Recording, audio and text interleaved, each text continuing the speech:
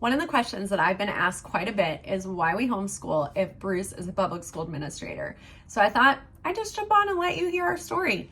You see, when Reagan was around 4 years old, I began to have this stirring in my heart that this was the right educational choice for our family, for my daughter. Even though Harrison had been in public education, it had gone really well. We'd had a great experience. We had community there. It was good, but I still felt this stirring in my heart that this is something different that God had for Reagan. And so when I took it to Bruce, he said, absolutely not. This was not the right fit for us, for our daughter, nothing. You see, Bruce, having been in public education his whole life, he'd only seen the kids that got thrown back into school when it didn't work. They weren't reading.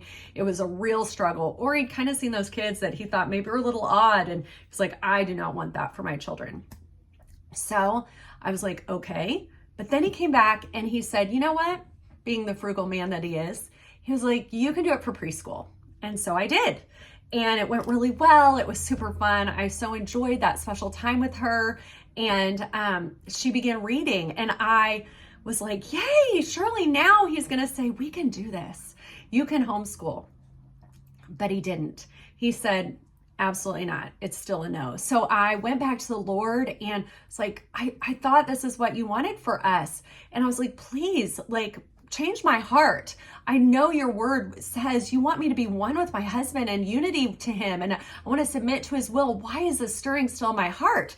But I felt that still in my heart. And I would go to the Lord and I'd pray and I would fast and pray. And Bruce would say, no. And I'm like, okay, I'd love to tell you that I was quiet and silent and only went to the Lord, but if you know me at all, you know that was not the case. And so I definitely went to Bruce and I cried and I pleaded, and he's a strong man. The Lord knew exactly what I needed and he was not moved.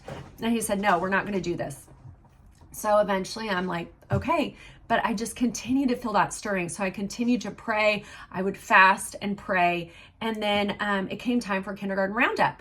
And I think that was probably around the end of the school year and preschool year. And I was like, hey, can we just not take Reagan and you and I go and see what it's like? And miraculously, he said, okay, we will. So we went.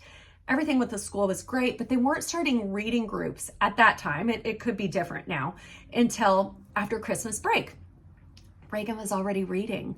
And so I knew like right then it was like, this is going to be like maybe turning some things in Bruce's mind where he's like, okay. So we came home. He still said, you know, yes, they don't start reading groups, but no, it's still a no.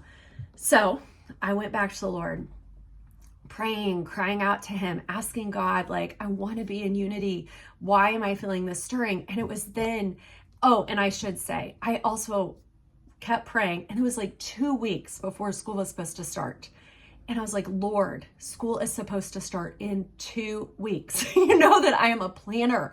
I like to know what's happening. And I felt like I heard the voice of the Lord saying, my grace is sufficient for you. My power is made perfect in weakness. And I was like, okay. So 2 weeks before school was supposed to start, Bruce came to me and said, you know what? You can do it. But just for this year, because she is already reading, you can continue with it.